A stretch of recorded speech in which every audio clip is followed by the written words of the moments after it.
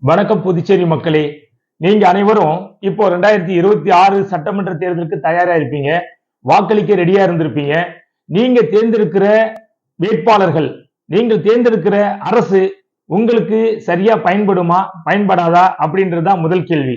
ஏன் பயன்படாது அப்படின்னு கேக்குறீங்களா? அதுக்கு முன்னாடி நீங்க தெரிஞ்சுக்க வேண்டிய முக்கியமான விஷயம் மாநில சுயாட்சி, மாநில தன்னாட்சி.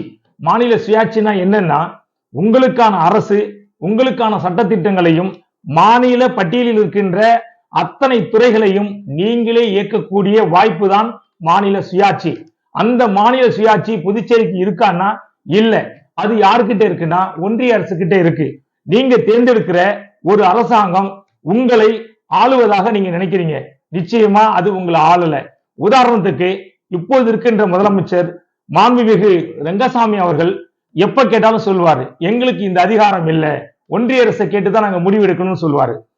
இதுக்கு முன்னாடி இருந்த முதலமைச்சர் நாராயணசாமி அவர்களாகட்டும், இப்போது இருக்கிற பாராளுமன்ற உறுப்பினர் வைத்திலிங்கம் அவர்களாகட்டும், அதே போல இப்ப இருக்கிற எதிர்க்கட்சி தலைவர் திரு சிவா அவர்களாகட்டும், அதே மாதிரி அதிமுகவுடைய செயலாளராக இருக்கின்ற அன்பழகன் ஆகட்டும், இப்படி இருக்கின்ற அத்தனை கட்சி தலைவர்களும் ஒவ்வொரு முறையும் என்ன சொல்லுவாங்கன்னா, இந்த மாநிலத்திற்கு தனி அந்தஸ்து வேணும், தனி அந்தஸ்து இருந்தா மட்டும்தான் நம்ம மக்களுக்கான சட்ட திட்டங்களையும் நிதிய ஆளுமைகளையும் நாமே செய்ய முடியும் அப்படின்னு எல்லாரும் ஒரு காலகட்டத்துல அவங்களுடைய குரலை எழுப்பியிருக்கிறாங்க.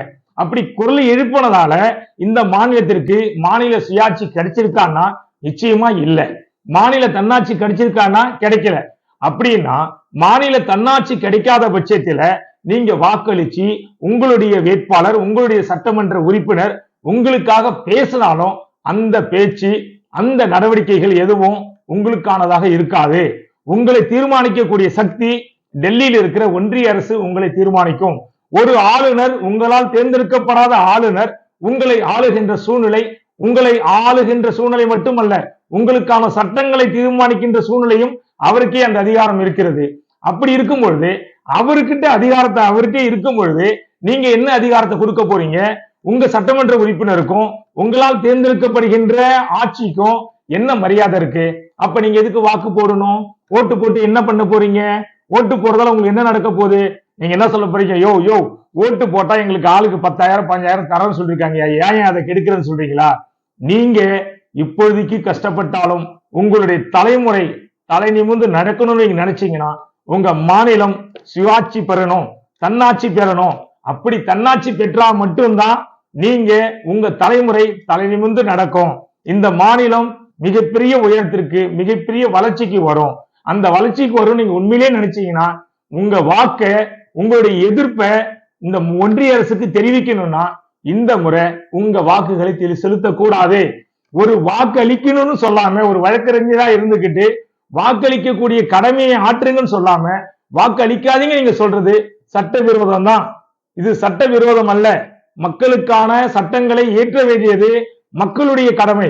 மக்களாட்சி உண்மையான ஜனநாயக ஆட்சி அப்பதான் கிடைக்கும்.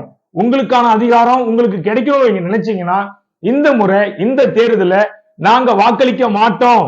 நாங்க வாக்களிக்கணும்னா எங்க கவர்மெண்ட் எங்களுக்கான கவர்மெண்ட் அமையணும் அப்படின்னா எங்க மாநிலத்துக்கு மாநில சுயாட்சி மாநில தன்னாட்சி கிடைக்கணும்னு நீங்க ஒவ்வொருத்தவங்களும் முடிவு எடுக்கணும்.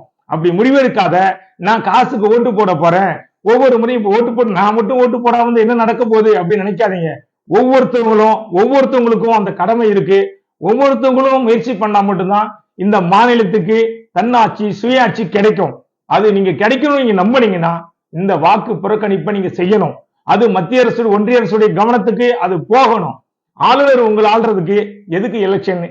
ஃபார் எக்ஸாம்பிள் நம்முடைய முதலமைச்சர் நம்ம இந்த பாண்டிச்சேரிக்கு லாஸ்டா பிரைம் மினிஸ்டர் வந்தப்ப மேடையிலேயே கோரிக்கை வைக்கிறாரு. ஆட்சி முடிய போறப்ப சொல்றாரு எங்களுக்கு சுயாட்சி கொடுங்கன்னு கேட்கிறாரு. 5 வருஷம் ஆள்ற நம்முடைய முதலமைச்சரால கெஞ்சக்கூடிய சூழ்நிலை தான் இருக்கே தவிர எங்களுக்கான அதிகாரத்தை நாங்களே போட்டுக்கொண்ட சூழ்நிலை இல்ல. எப்பவுமே அவர் சொல்ற அவர் மட்டும் இல்ல, முன்னாள் முதலமைச்சர்கள் அத்தனை பேர் சொன்னது என்னன்னா ஒன்றிய அரசுக்கு நாங்க கடிதம் எழுதியிருக்கிறோம், ஒன்றிய அரசுக்கு நாங்க சொல்லி இருக்கிறோம், அது எங்களுக்கு கிடைக்கும்னு சொல்றாங்க. இதுக்கு என்ன அர்த்தம்? மாநிலம் சுயாட்சியாக செயல்படல. நீங்க தேர்ந்தெடுக்கிற சட்டமன்ற உறுப்பினரால் உங்களுக்கு எது நடக்க போறது கிடையாது. ஒன்றிய அரசு தான் எடுக்கும். அப்புறம் ஓட்டு போட்டா என்ன போடாட்டி என்ன?